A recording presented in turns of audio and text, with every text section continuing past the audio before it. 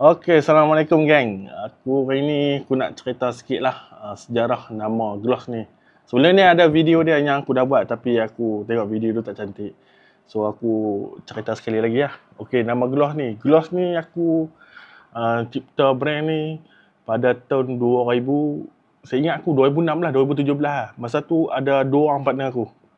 So dua orang partner ni, termasuk aku 3 orang lah. So kami dah jual, benda yang pertama kami jual adalah polystyrene. Polystyrene silikon wet lah. Kalau hampa tengok gambar sebelum ni belakang ni kan, ada silikon wet lah. Aku jual silikon wet. Okey, nama gloss tu sendiri aku macam mana aku boleh cipta nama gloss tu? Sebenarnya aku ni bahasa Inggeris ni aku ni kurang pandai lah. Aku ada member seorang budak sekolah lah, member baik. Dia ni memang pandai bahasa Inggeris lah. So aku tanya dia pendapat dia, tanya, wait, nama dia G, kata, G, hang tolong cari sat nama untuk brand aku nak jual benda ni macam ni. Hang tolong cari sat brand nama ni. Dia pun bagilah beberapa list tu. Ingat dalam 5-6 nama lah. Nama macam-macam lah. Salah satu dia nama gloss lah.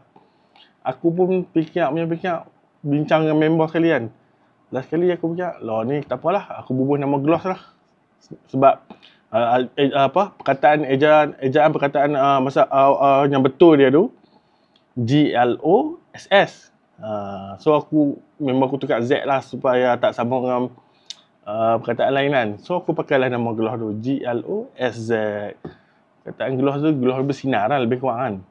So aku dah pakai sampai keluar lah. Lepas tu bila dah masuk tahun 2020, tim aku lagi dua orang ni berpecah lah. Maksudnya mereka ada kerjaya masing-masing. Aku still buat bisnes, cuma aku pun lompat pergi buat bisnes lain. Bila lompat buat bisnes lain ni, buat semua, lepas tu kecundang. So lah ni aku kembali balik buat gloss ni. So aku bermula daripada kosong balik lah. Dulu gloss ni masa aku buat video dulu, masa aku berniaga dulu tak ada buat video-video TikTok ni semua. Banyak main di Facebook lah kan. So aku lah ni aku nak start balik walaupun start daripada kosong, seorang-seorang aku. So minta hampa support lah. Kalau kata siapa yang pernah beli pomade tayar tu, mereka memang tahu lah. Kalau siapa dia yang pernah beli pomade tayar tu kan, tolong komen-komen sikit. Okay, kita jumpa video akan datang. Terima kasih. Okey, Assalamualaikum geng. Hari ni aku nak cerita sikit lah sejarah nama gloss ni. Sebelum ni ada video dia yang aku dah buat tapi aku tengok video tu tak cantik. So aku